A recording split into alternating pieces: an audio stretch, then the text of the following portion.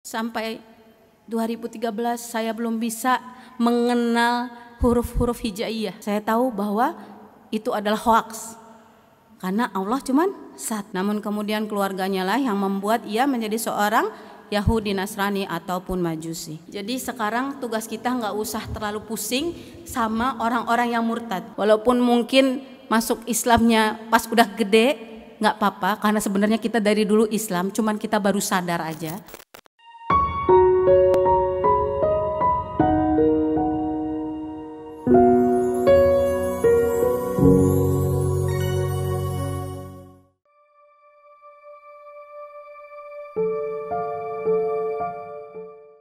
Assalamualaikum warahmatullahi wabarakatuh.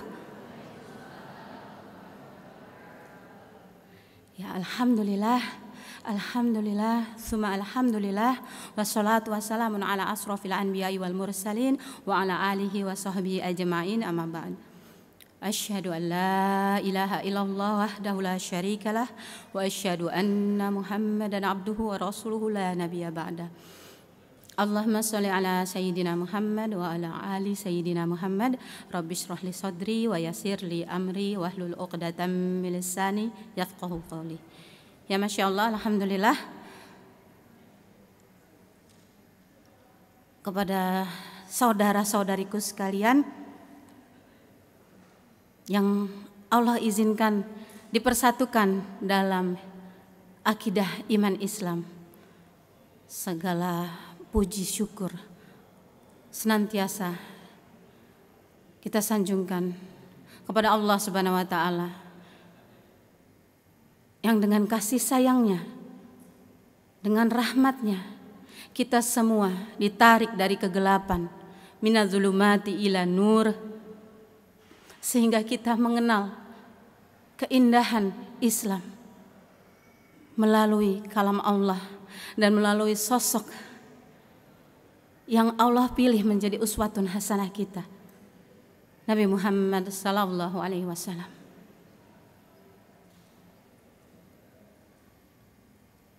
Salawat serta salam kepada baginda Muhammad sallallahu alaihi wasallam, seluruh keluarga, sahabat, dan semua pengikut beliau dahulu, sekarang, dan yang akan datang nanti. Semoga Allah ridhoi kita semua mendapatkan syafaat Rasulullah, amin ya rabbal alamin, dan bisa membuat bangga beliau, karena sesungguhnya Rasulullah SAW merindukan saudara-saudaranya. Siapa mereka? Mereka yang belum pernah bertemu langsung dengan baginda Rasulullah SAW di dunia, tapi mereka adalah orang-orang yang meyakini kebenaran kalam Allah, risalah yang disampaikan Rasulullah SAW, yang terus berpegang meski harus seperti memegang bara api demi menjaga kemurnian hatinya untuk terus bertauhid kepada Allah dan terus berusaha memperjuangkan agar umat ini kembali kepada takdirnya sebagai khairu ummah. Rasulullah begitu merindukan umatnya, umat akhir zaman yang nanti mungkin akan membuat para sahabat bertanya-tanya, bukankah kami saudaramu ya Rasulullah? Rasulullah SAW bilang apa? Kalian sahabatku. Tapi kita ini insya Allah yang sudah mendapatkan nikmat iman Islam, kita dirindu oleh Nabi Muhammad sallallahu alaihi wasallam, maka berlomba-lombalah kita fastabiqul khairat dalam berbuat kebaikan dengan dasar niat lillahi ta'ala. Karena sungguh semua amalan yang sebesar gunung tidak akan ada artinya jika niat kita tidak lurus hanya untuk Allah Subhanahu wa taala semata. Alhamdulillah, Al-Fakir Allah izinkan pada sore hari ini berada di hadapan ummah, di hadapan abah semua ya, abang-abang, dan tentunya di sini ada guru-guru semuanya. Allahu Akbar. Saya sesungguhnya penuh aib, tapi Allah tutupi saya pada sore hari ini untuk berbagi semangat agar kita sama-sama terus bisa mempraktekkan surat Al-Asr, bahwa sesungguhnya kita dalam kerugian yang luar biasa, merugi karena waktu bergerak begitu cepat. Sungguh manusia itu berada dalam kerugian, kecuali mereka yang beriman, beramal soleh, dan saling mengingatkan dalam kebenaran dan kesabaran. Alhamdulillah, Allah kasih kita nikmat ujian. Saya yakin semua yang ada di sini yang sudah memilih bersyahadat dan memilih Islam sebagai jalan hidup, memilih untuk mengakui bahwa tidak ada yang berhak diibadahi selain Allah, dan sungguh Nabi Muhammad SAW adalah utusan yang Allah berikan sebagai utusan terakhir sekaligus penyempurna. Surat ke-103 Ibu, bismillah, ayat 1-3 insyaallah. Kita dikasih nikmat ini bukan untuk take it for granted. Sungguh, karena kita pasti akan diuji dengan apa yang kita cintai. Allahu Akbar. Saya merasakan sendiri bagaimana Allah menguji saya dengan apa-apa yang saya cintai. Dan yang saya rasakan betul adalah ketika saya diuji dengan kepulangan kedua orang tua saya berturut-turut. 2012-2013. Pada saat itu saya sudah alhamdulillah sejak menjadi seorang muslimah, saya bersyahadat 2 September 2000, tapi la haula wala quwata illa billah, sampai 2013 saya belum bisa mengenal huruf-huruf hijaiyah. Saya sudah mengakui bahwa Nabi Isa itu yang dulu saya tahunya itu anak Tuhan, saya sudah tahu atas izin Allah dengan ilmu yang saya dapatkan dari Al-Quran. Saya tahu bahwa itu adalah hoaks, karena Allah cuma satu.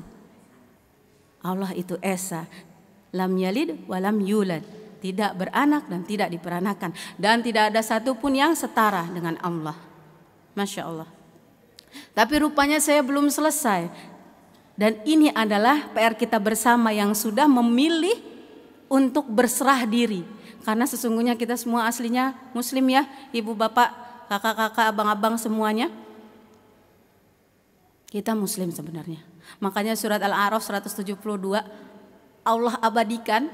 Surat Al-A'raf surat ke-7 ayat 172 Allah abadikan supaya kita nggak lupa bahwa di alam ruh kita semua anak cucu Bani Adam alaihissalam sudah bersaksi bahwa Allah itu Rabb kita.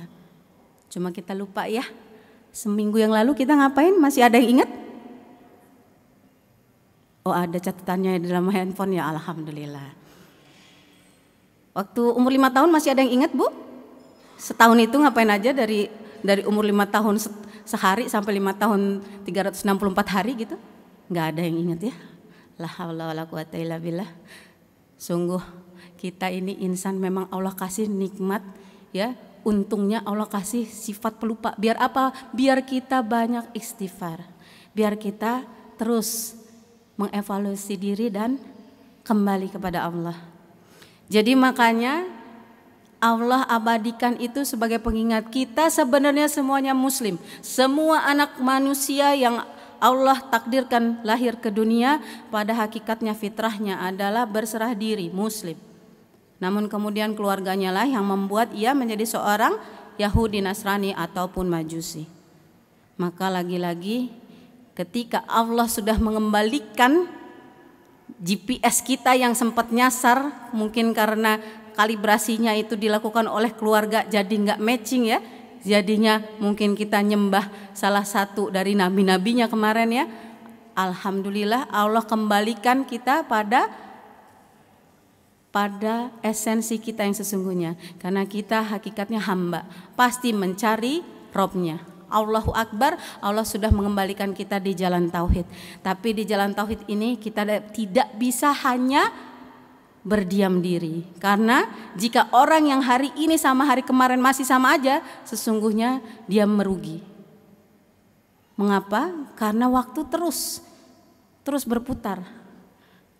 Dan barang siapa yang beriman percaya pada hari akhir, hendaklah ia mempersiapkan hari esok dengan penuh kesadaran. Makanya kalau dikasih ujian jangan sedih, jangan cemas.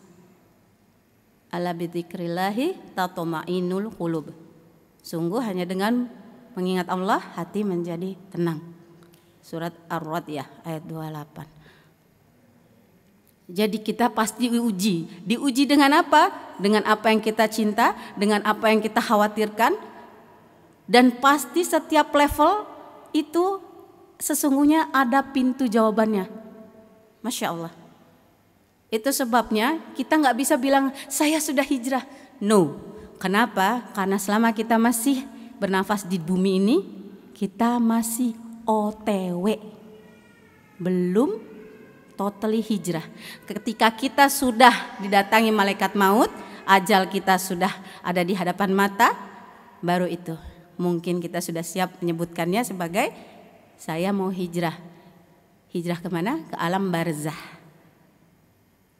Karena biasanya yang bikin kita ada di titik nadir adalah ketika kita merasa kita sudah cukup, padahal belum. Dan menuntut ilmu itu hukumnya memang fardu ain ya, saudara-saudariku sekalian. Karena tanpa ilmu tidak mungkin kita bisa melakukan perbuatan amal apapun dengan tepat sesuai yang Allah mau. Jadi niat aja gak cukup. Makanya Allah kasih ujian. Biar apa? Biar kita belajar cari tahu jalan keluarnya dengan ilmu. Ilmu yang dari mana? Ilmu yang datangnya dari Allah, yang diturunkan kepada Rasulullah SAW terus ya, sampai akhirnya kepada guru-guru kita, para ulama warasatun anbiya. Yang tentunya kita bisa lihat dari bagaimana akhlak beliau dalam menjalankan tugas dakwahnya. Insya Allah dengan guru yang kita minta sama Allah, ya Allah berikan saya guru ya Allah untuk menerangi jalan saya menuju pulang. Karena kita semua pingin pulangnya husnul khatimah. Jadi kembali ketika ujian, sesungguhnya Allah memberikan fa inna ma'al usri yusra, inna ma'al usri yusra. Jadi selalu ada tuh, tiap ujian ada pintu kemudahan sebagai pintu jawaban. Ketika kita bisa overcome masalah satu, nanti Allah naikkan lagi derajatnya. Terus begitu, sampai kapan Kak? Sampai Allah panggil kita pulang. Jadi jangan merasa, aduh capek baru kemarin diuji, besok diuji lagi. Kayak gak kelar-kelar. Itu tanda Allah sayang. Karena dalam hadis qudsi disebutkan, apabila Allah mencintai hambanya, Allah berikan ia ujian. Alhamdulillah kalau kita sudah menyampaikan menyampaikan doa kita sebagai makhluk yang benar-benar tidak ada kemampuan, ya. Kita ini nggak punya kemampuan. Ibu-ibu, bapak-bapak, nggak punya kita kemampuan. La haula wala quwata illa billah. Nggak akan sanggup kita kalau nggak karena kasih sayang Allah. Makanya doanya minta ampun, minta ditolong. Karena kita nggak bisa apa-apa kalau nggak ditolong Allah. Supaya apa? Supaya kita nggak kena virus penyakit hati yang namanya riya. Makanya alhamdulillah kalau kita sudah sampai pada pemahaman ini, kita akan Allah naikkan terus kualitas spiritual kita, jiwa kita menjadi jiwa yang mutmainnah, yang insya Allah apapun yang Allah hadirkan dalam hidup kita, kita bisa menjawabnya dengan rasa syukur dan rasa sabar. Begitu indahnya ya perkara orang beriman ya. Kalau dikasih kebaikan, kemudahan, maka ia bersyukur. Sedangkan kalau dikasih kesulitan, maka ia bersabar. Dua perkara itu yang justru kelihatannya gampang, tapi prakteknya susah apa susah? Susah apa gampang? Gampang apa susah? Alhamdulillah, nggak ada yang mustahil kalau Allah kita libatkan dalam semua episode hidup ini. Karena kita hambanya Allah, maka berlakulah sebagai hamba. Nah, jika kita dalam kondisi kita sebagai individu sudah berhasil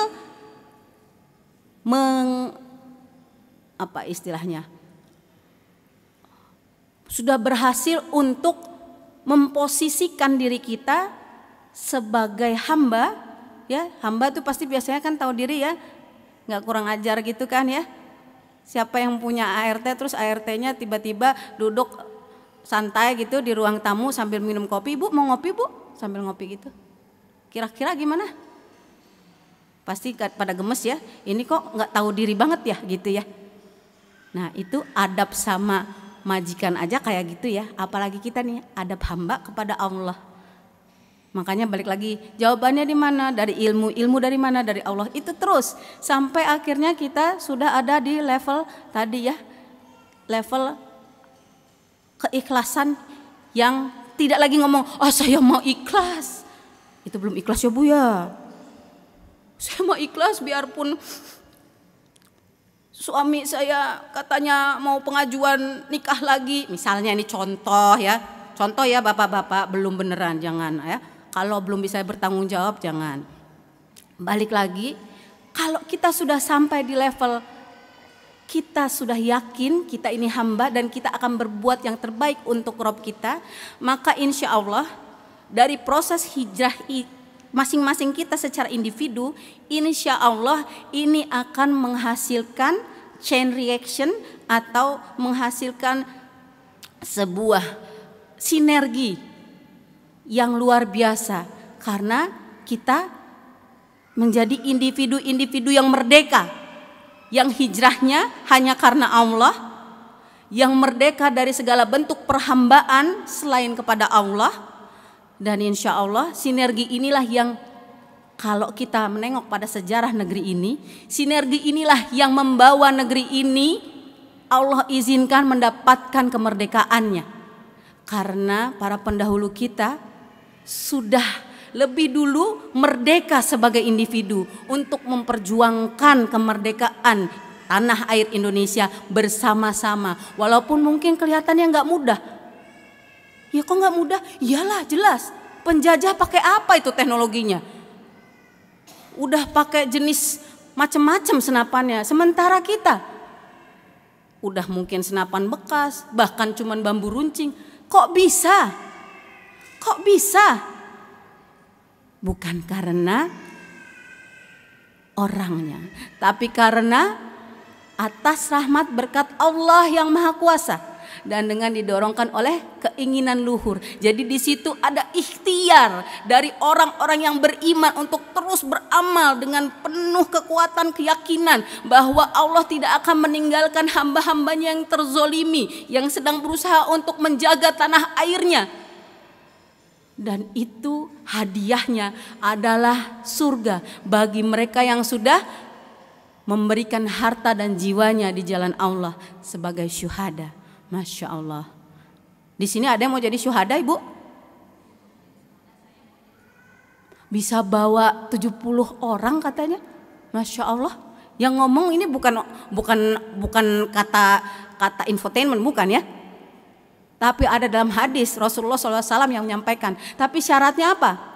Syaratnya adalah siap dengan iman bahwa ini adalah panggilan dakwah Untuk apa? Untuk menjelaskan bahwa posisi agama Allah lah yang hak. Makanya kita disuruh jadi Nasrullah, supaya Allah kuatkan kedudukan kita, teguhkan iman kita. Jadi sekali lagi sebelum waktunya berakhir, mungkin saya udah dikasih tanda-tanda tadi sebelah sana ya. Saya ingin mengajak kita semua untuk kembali berpikir, karena sesungguhnya Al-Qur'an diturunkan Allah Subhanahu wa taala kepada manusia yang berakal sehat untuk berpikir. Dengan panduan Al-Qur'an kita semua tahu bahwa hidayah itu milik Allah, tapi Allah juga punya prerogatif untuk mencabutnya kembali. Maka jangan sampai kita kufur nikmat. Terus ikhtiarkan agar kita pantas di hadapan Allah, mendapatkan ridho Allah. Karena kita pingin banget. Saya yakin semuanya di sini pingin ya. Ibu siapa yang mau masuk surga, Pak? Mau masuk surga? Maulah. Syaratnya apa masuk surga? Syaratnya meninggal lah ya. Kalau dipanggil sekarang udah siap, Bu? Masya Allah, Allahu Akbar, udah siap. Harus siap, Bu. Siap nggak siap pasti panggil pulang ya. Kullu nafsin dha'iqatul maut. Jadi mumpung masih dikasih nafas, ayo kita berpikir lagi, untuk apa kita alokasi hidup sampai saat ini? Sudah tahu jawabannya? Lalu apa yang harus kita siapkan untuk tujuan kita bersama mau pulang ke surga? Berapa sisa waktu kita? Wallahu a'lam. Tapi yang jelas kita semua harus bertanggung jawab sama perbuatan kita. Makanya kalau guru-guru saya mengingatkan, kita semua itu pada hakikatnya penulis. Jadi kalau saya ditanya, Kak sekarang aktivitasnya apa? Nulis. Nulis apa? Nulis amalan, Bu. Mau ditulisnya sebagai iliyin atau sijin, Bu? Kita semua gak mau ya ditulisnya di sijin ya, na'udzubillah. Nanti diambilnya pakai tangan kiri, bahkan mungkin dari belakang saking malunya. Kita pengennya masuk golongan yamin. Maka jadikanlah hijrah kita yang Allah berikan dengan kenikmatan iman Islam ini sebagai bentuk kesungguhan kita. Kesungguhan dalam beriman, kesungguhan dalam berhijrah. Karena hijrah yang sejati adalah meninggalkan apa-apa yang tidak Allah sukai, menuju apa-apa yang Allah suka. Kalau dulu rambutnya bagus, tapi Allah gak suka, Bu. Rambut gerai-gerai ke bukan mahram, Bu. Tutup aurat. Dulu Masya Allah ya, dulu mungkin hartanya banyak sekali, tapi Allah gak suka orang yang memamerkan bermegah-megahan, ya kan? Takasur. Makanya sekarang pindahin, Bu, hartanya ke jalan Allah biar bisa dibawa pulang sampai surga nanti. Jadikan proses itu adalah proses kita untuk total jihad.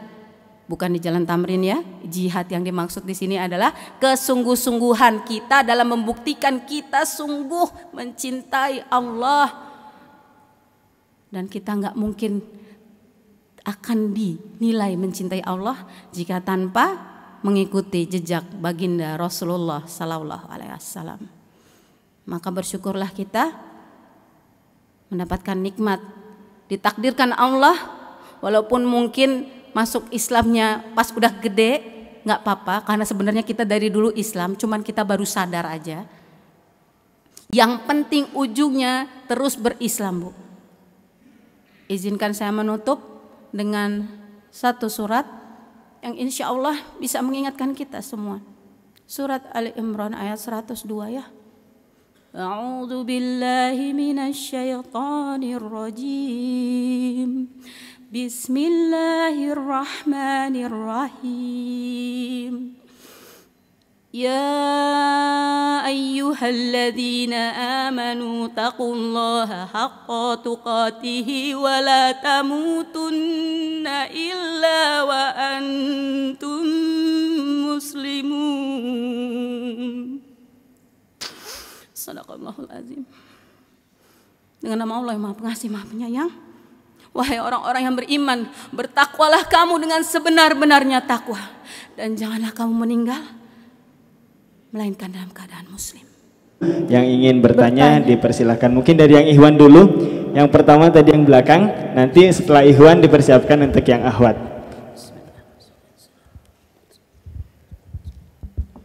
Bismillahirrahmanirrahim. Assalamualaikum warahmatullahi wabarakatuh. Waalaikumsalam warahmatullahi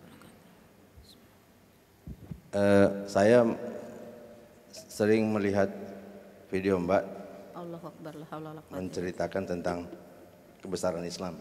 Allahu Akbar. Karena Mbak dari Ibu Tere, Mbak Tere ini sebenarnya. Boleh ya? Boleh panggil Ukhti Nisa juga boleh, panggil Iya. Ukti Nisa kan dari kalangan selebritis gitu ya. la haula wala quwwata illa billah. Awalnya dari selebritis. Jadi setelah mu'alaf ini sejauh mana dakwahnya dengan para selebritis?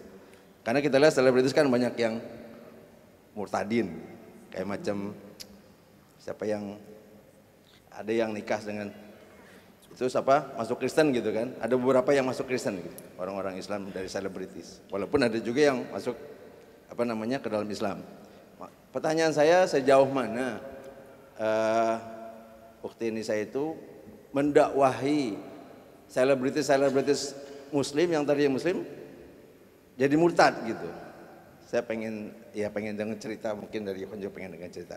Jazakallah. Assalamualaikum warahmatullahi wabarakatuh. Waalaikumsalam warahmatullahi wabarakatuh. Ya, bismillahirrahmanirrahim.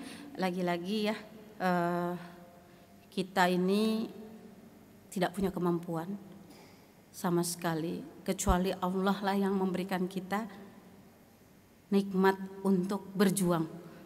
Kita cuma bisa minta sama Allah, karena senjata kita sebenarnya cuma doa. Alhamdulillah, la haula wala quwata illa billah. Kalau saat ini memang saya secara aktif belum melakukan sebuah ikhtiar terorganisir untuk membantu perjuangan nahi mungkar ya, karena sebenarnya itu konsepnya sudah ke arah nahi mungkar. Karena pemurtadan itu harusnya menjadi wilayah, kalau sayangnya saat ini kita nggak punya junnah ya, sebenarnya itu wilayah dari orang-orang yang Allah kasih amanah sebagai ulil amri, kan gitu ya kalau dalam syariat. Tapi kita sendiri secara individu juga punya opsi. Makanya Rasulullah SAW bilang, jika kamu melihat kemungkaran, ubahlah dia dengan tanganmu, artinya dengan perbuatan. Lalu jika tidak mampu, lakukan dengan lisanmu, artinya mendakwahkan dengan kata-kata. Tapi kalaupun tidak mampu juga, paling tidak kita berdoa. Itulah selemah-lemahnya iman. Dan memang kapasitas saya secara individu belum sampai ke mengubah dengan tangan, karena kita saat ini ada di negeri yang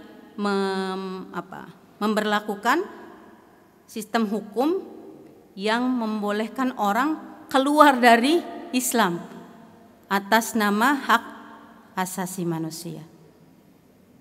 Makanya kita lagi-lagi mintanya sama Allah, karena Allah lah yang maha membolak-balik hati. Kalau mau harusnya ngapain? Harusnya ulil amri itu membuat serangkaian upaya preventif maupun juga penanggulangan, supaya apa? Supaya ini tidak menjadi contoh negatif sehingga banyak orang yang kemudian ikut-ikutan murtad. Tapi kita nggak bisa saat ini. Kok nggak bisa? Ya balik lagi, karena saat ini kita di negeri ini memberi ruang untuk orang murtad. Kok memberi ruang, Kak? Ya tadi, karena kita memang secara sistem ketatanegaraan dan administrasi negara memang memberi ruang untuk Manusia secara individu bebas memilih. Jadi kalau hari ini muslim terus besokannya enggak muslim, terus besokannya muslim lagi, ya udah. Tapi di hadapan Allah itu lain. Makanya bersyukurlah kita ditarik Allah dari kegelapan ke dalam terang. Sementara buat orang-orang yang sudah ada di terang lalu memilih, na'udzubillah ya, memilih mengikuti syahwatnya, kemudian na'udzubillah, astagfirullahaladzim, jangan sampai ya kita terkena fitnah ini, kemudian ia mundur dari agamanya yang sudah Allah kasih sebagai kebenaran. Kalau saya ingat itu surat Al-Maidah ya. Jadi sebenarnya itu udah bagian skenario Allah yang nanti akan memberikan way out atau solusi. Solusinya apa?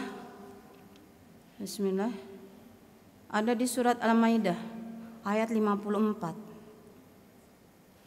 Ada yang mau bacakan? Bapak mau bacakan?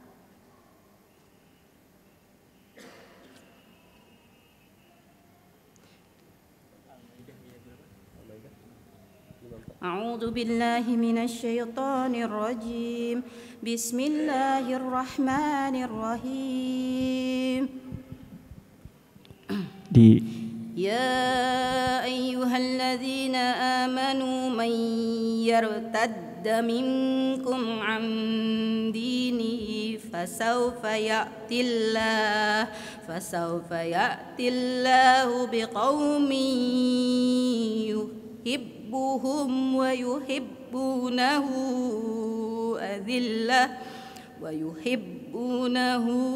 azillatin 'alal mu'minina izzatin 'alal kafirina yujahiduna fi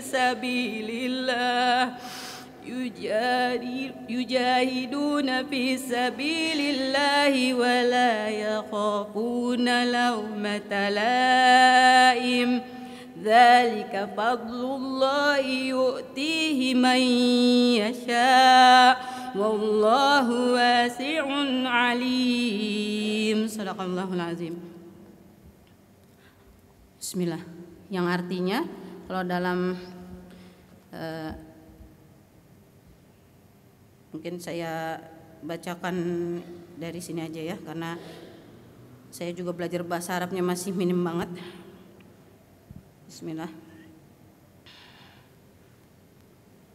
Wahai orang-orang yang beriman, barang siapa di antara kamu yang murtad keluar dari agamanya, maka kelak Allah akan mendatangkan suatu kaum. Dia mencintai mereka dan mereka pun mencintainya, mencintai Allah maksudnya, dan bersikap lemah lembut terhadap orang-orang yang beriman, tetapi bersikap keras terhadap orang-orang kafir yang berjihad di jalan Allah dan yang tidak takut kepada celaan orang yang suka mencela. Itulah karunia Allah yang diberikannya kepada siapa yang Dia kehendaki, dan Allah Maha luas pemberiannya, Maha mengetahui, Maha benar Allah dengan segala firman-Nya. Jadi sekarang tugas kita nggak usah terlalu pusing sama orang-orang yang murtad.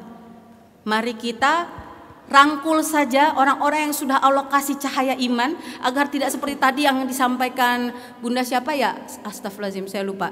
Yang sebelum yang pas tadi zuhur, jangan sampai masuk Islam terus nggak ada lagi tuh yang bantuin sesudahnya. Kan fenomenanya sekarang begitu ya, kebanyakan habis syahadat, masya Allah, ahlan wasalan, terus habis itu saya mesti ngapain ya kak? Alhamdulillah sekarang sudah semakin banyak mualaf center ya, tempat untuk tarbiyah umat dari awal gitu, sehingga tidak ada lagi orang-orang yang merasa kesulitan untuk mengakses pengetahuan.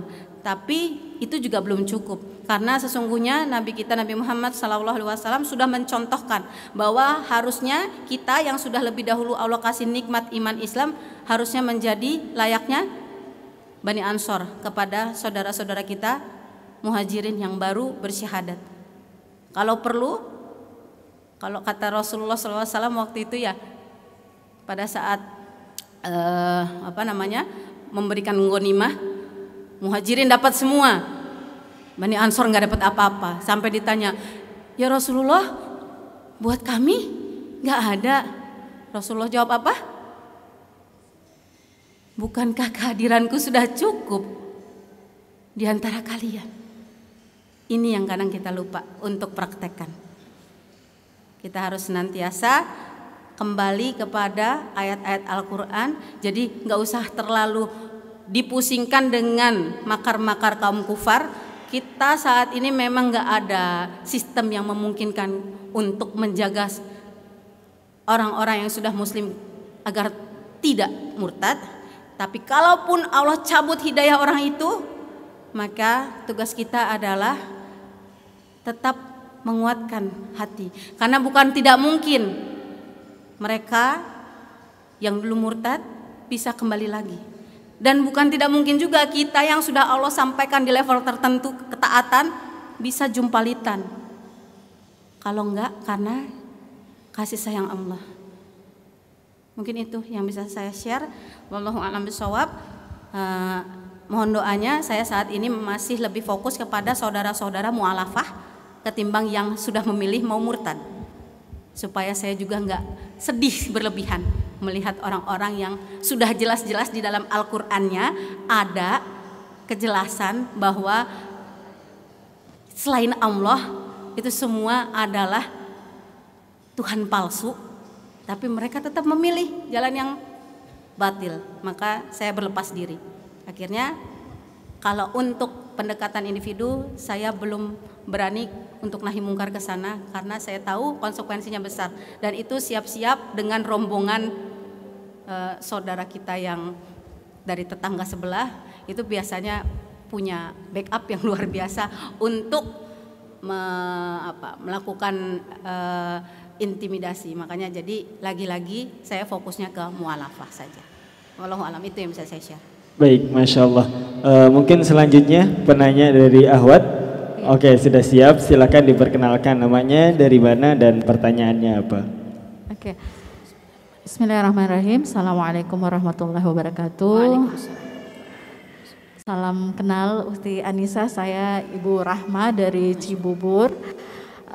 Alhamdulillah ya, pada kesempatan sore hari ini bisa bertemu langsung, dan sebenarnya sebagian besar di sini saya mewakili saja ya, mungkin sangat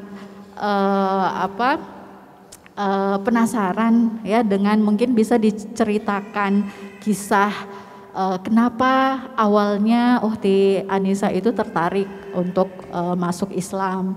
Dan sebenarnya dari tadi sih sudah kita tunggu-tunggu sih sebenarnya di sesi itu, kemudian yang ujian-ujian apa yang paling besar pada saat masuk dan sudah berapa lama dan seterusnya. Supaya apa? Supaya kami ini yang memang lahirnya sudah Islam itu betul-betul bisa menjaga ya bahwa ini kenikmatan yang luar biasa ya, yang dimana saudari-saudari kita itu betul-betul untuk mendapatkan hidayah itu butuh perjuangan yang luar biasa, dan mempertahankan hidayah itu juga butuh mujahadah yang sangat besar. Maka dengan kesempatan ini mungkin bisa diceritakan secara di-share ya, diceritakan dengan singkat kepada kami untuk bisa menjadi penyemangat kembali ya, dan bisa mengambil banyak pelajaran-pelajaran di sana. Terima kasih. Assalamualaikum warahmatullahi wabarakatuh. Waalaikumsalam warahmatullahi wabarakatuh. Ya Masya Allah, lagi-lagi ini bukan kisah tentang saya sebenarnya Ibu Bapak sekalian. Ini adalah kisah tentang mukjizat sepanjang zaman Al-Quranul Karim yang Allah sendiri jamin terpeliharanya ayat-ayatnya, yang Allah izinkan masuk kembali ke dalam sanubari saya, sehingga saya sadar bahwa saya adalah hamba Allah. Saya pun dulunya di alam ruh juga berserah ketika Allah mengatakan bukankah aku ini Robmu? Saya sudah mengakui ya, tapi saya nggak tahu karena saya tidak diperkenalkan kembali oleh keluarga saya tentang Islam, karena memang mereka juga tidak mendapatkan keindahan Islam. Allahu Akbar. Lewat sebuah dakwah sederhana yang dilakukan oleh teman saya di kampus dulu, ketika saya dan teman saya ini berdiskusi ya biasa anak kampus waktu itu, apalagi lagi seru-serunya masa reformasi ya, banyak arus keterbukaan informasi yang membuat kita semakin pede sebagai mahasiswa untuk menyampaikan pemikiran-pemikiran kita. Jadi alhamdulillah saya diberikan nikmat mendengarkan sebuah fakta, walaupun teman saya nggak pakai dalil, cuman pakai common sense. Ketika kita ngomong tentang alam semesta dan hukum-hukum yang terkait, sampai akhirnya kita ngebahas tentang siapa sebenarnya pemilik universe ini. Saya yang walaupun waktu masih SMP sempat bertanya-tanya tentang isi kitab suci saya terdahulu, tapi karena di sana dijelaskan harus balik lagi ke iman ya. Nah, makanya jadinya iman dibilang percaya sama yang tidak dilihat gitu ya, di surat apa tuh, Ibrani ya kalau dulu kalau nggak salah. Sehingga akhirnya daripada saya disuruh ngaku dosa terus, akhirnya saya ya udah terima aja dengan konsep Trinitas yang selalu diintroduce oleh pihak gereja dan keluarga tentunya. Tapi Allah Maha Baik, ketika saya di kampus otak saya sudah berfungsi penuh untuk berpikir secara analitikal ya, untuk bisa berpikir mensintesa fenomena-fenomena yang ada. Ketika saya menyampaikan Tuhan itu Esa, iya emang Tuhan Maha Esa kata teman saya, tapi Tuhan yang saya tahu dari yang diajarkan orang tua itu, Tuhan itu mengambil bentuk sebagai seorang anak manusia untuk menolong kita. Ya tentu banyak dari kita tahu ya kisah itu ya. Teman saya bilang begini, tar dulu, kalau Yesus ada juga di dalam kitab suci saya, di dalam Al-Quran ada, tapi namanya Nabi Isa. Saya kaget luar biasa ya, kaget, bingung. Kok bisa ya, di kepala saya bingung, kok bisa ya? Saya tanya lagi, bukannya nabimu itu namanya Muhammad? Iya, nabi saya itu Nabi Muhammad SAW, tapi itu nabi terakhir. Sebelumnya ada Yesus. Yang kamu sebut tuh Yesus. Nah, di sini sebelumnya ada Nabi Isa. Kalau Tuhannya mah kan Esa, satu, Allah. Allahu Akbar dari sebuah ikhtiar tadi ya, dakwahkan walaupun hanya satu ayat kan, cuman satu ayat tuh ngasih tahu apa, qul huwallahu ahad. Allah kasih tuntun saya. Ibu-ibu pasti pernah ya, bapak-bapak pasti saya tahu kalau pernah ngeliatin pernah ngerasain mati lampu gelap gulita, terus tiba-tiba sama suami ting gitu dikasih cahaya, terus ibu-ibu langsung lari kan, aduh udah takut aja nggak bisa lihat apa-apa. Alhamdulillah ya, karena ada cahaya jadi ngedeket kan ke cahaya.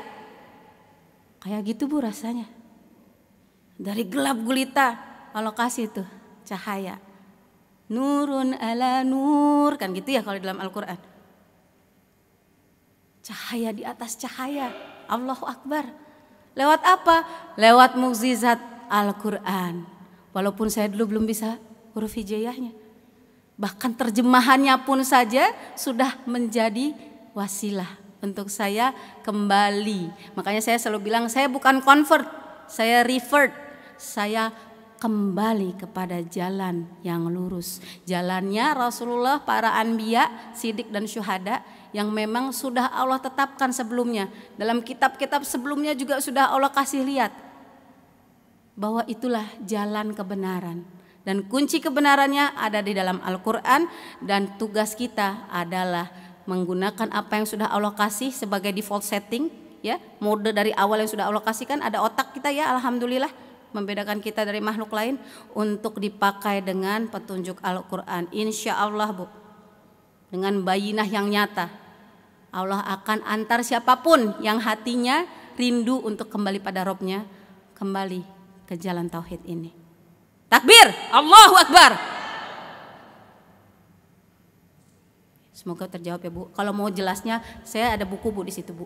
Ibu bisa cari aja. Kunci kebenaran itu adalah catatan saya tentang bagaimana saya mendapatkan keindahan Al-Quran. Masya Allah, luar biasa ya. Insya Allah sudah terjawab semua. Dan mungkin kita berikan satu pertanyaan lagi. Bersedia Ibu? Oke. Untuk yang Ikhwan, tadi beliau menunjuk lebih dulu.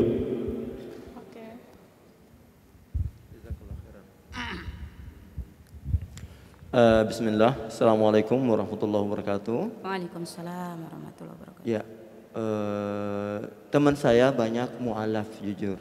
Saya dari timur, di dekat Manado, pernah tinggal di Manado juga.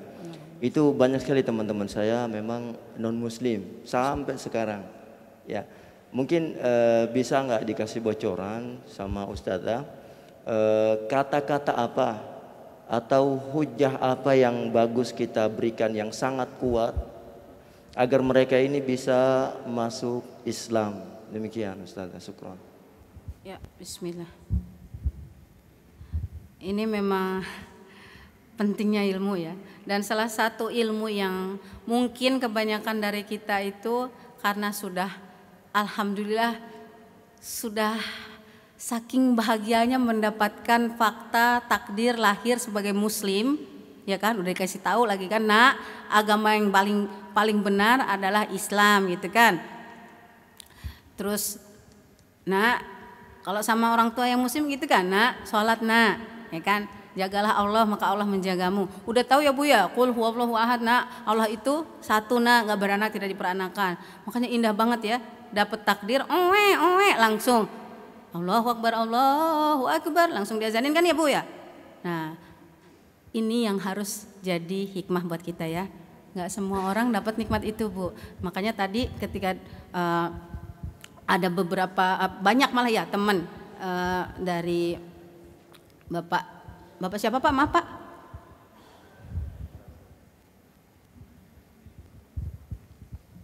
Muhammad Nur Hasan. Allahu Akbar, namanya indah banget. Muhammad Nur Hasan. Itu doa Pak dari orang tua ya. Bismillah, semoga bisa bikin Rasulullah SAW bangga dengan cahaya kebaikan ya Hasan. Masya Allah. Allahu Akbar. Ya.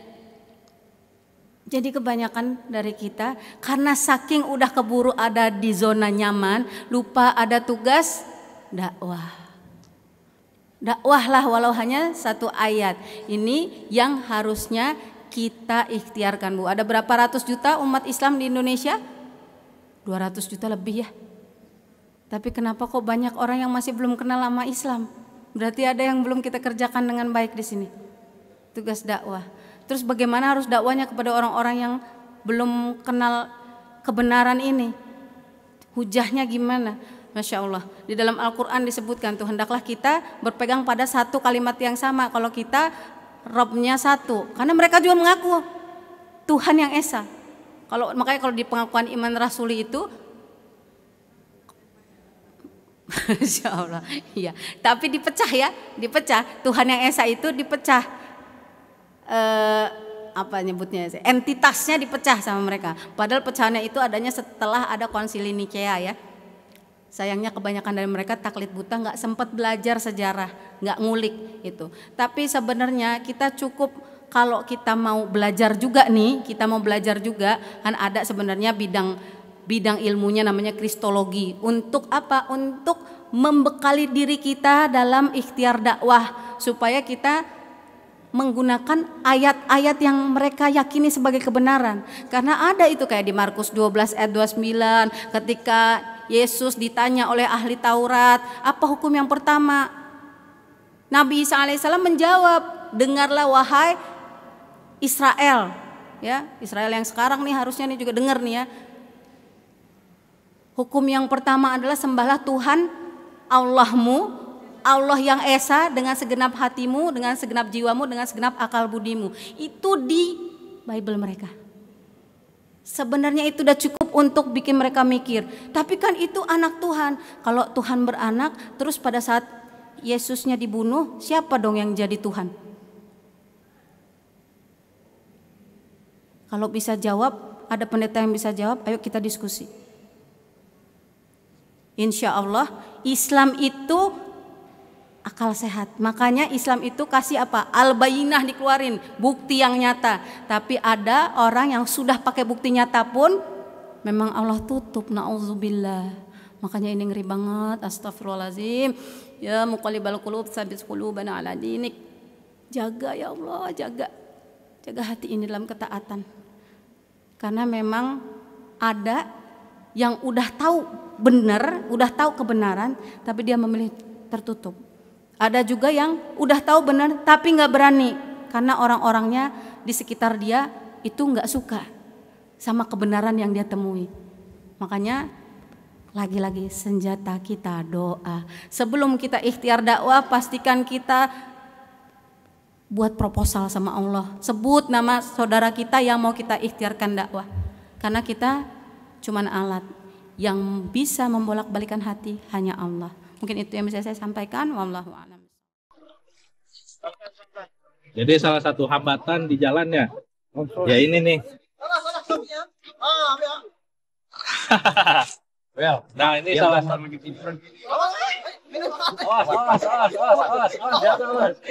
Hampir aja nih kawan kita jatuh ke sungai. Jadi memang salah satu hambatan kita itu kalau masuk ke pedalaman ya seperti ini salah satunya. Belum lagi kayu-kayu itu pada muncul dari dasar sungai. Jadi memang perlu kehati-hatian dan tingkat risikonya juga tinggi, besar ya.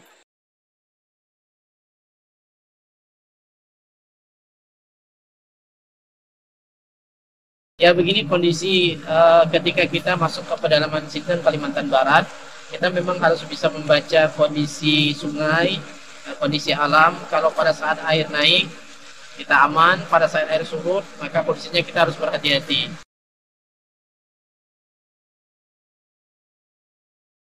Pada siang hari ini kita akan berangkat menuju Desa Mentatai. Dalam perjalanan insya Allah bisa ditempuh nanti bersama dengan tim kurang lebih 6-7 jam. Pada malam hari nanti kita akan bertemu dengan warga umat Islam yang ada di pedalaman Desa Mentatai.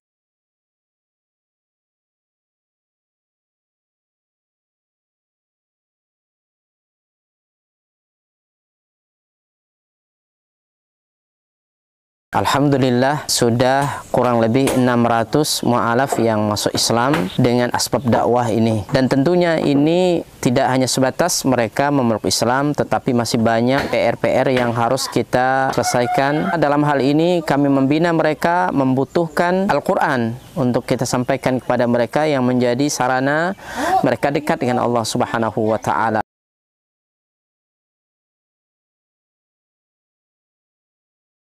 Kami berharap dan mengharapkan bantuan dari seluruh kaum muslimin untuk mensupport dakwah ini dengan berwakaf Al-Quran di Badan Wakaf Al-Quran. Luar biasa. Kaum muslimin yang dicintai oleh Allah Subhanahu wa Ta'ala, perlu kita ketahui bahwa pondok ini sangat dibutuhkan karena memang di sini sangat minim akan bahkan mungkin bukan lagi dikatakan minim, memang tidak ada lembaga semacam pondok pesantren yang berdiri di Desa Nangatempunak ini. Yang kedua adalah kerusakan akidah. Ya, jadi di sini jika tidak ada pesantren ini rusaknya luar biasa. Apalagi memang pemurtatan sangat kuat di Desa Nangatempunak ini. Jadi memang misionaris itu masuk kemari itu dengan materi yang kuat, ya, dengan iming-iming yang kuat. Dengan adanya pondok pesantren ini mengkader anak-anak para mu'alaf, ya, dari suku Dayak yang berasal dari pedalaman ini sangat mudah. Jika mereka sudah belajar agama, kemudian mereka sudah paham dengan agama dan mereka sudah hafal Quran, mereka akan kita kembalikan ke kampung-kampung mereka. Kita sekarang sambil melihat lahan atau tanah yang akan kita bebaskan untuk pembangunan atau perluasan pondok tahfiz Quran Cahaya Tempunak. Lokasi ini adalah lokasi yang bebas daripada banjir dan luasnya kurang lebih 4 hektar, dan insya Allah di sini nanti akan kita bangun sarana ibadah, kemudian sarana untuk tinggal mukimnya para santri, kemudian aula belajar dan pertemuan para santri. Dengan demikian ini akan membantu dakwah dan memaksimalkan dakwah di pelosok pedalaman Sintang Kalimantan Barat. Kami mengajak kepada seluruh kaum muslimin untuk mensupport membantu dakwah ini dengan menyiapkan donasi dan wakaf terbaik melalui Badan Wakaf Al-Quran, dan semoga apa yang kita korbankan di jalan Allah SWT, harta kita, lelahnya kita, semua akan Allah berikan ganti dengan ganti yang lebih baik, kemudian diberikan balasan dengan balasan yang terbaik. Dan kami mendoakan semoga antum semua dijaga oleh Allah SWT dari seluruh musibah baik dunia maupun akhirat. Barakallahu fikum. Assalamualaikum warahmatullahi wabarakatuh.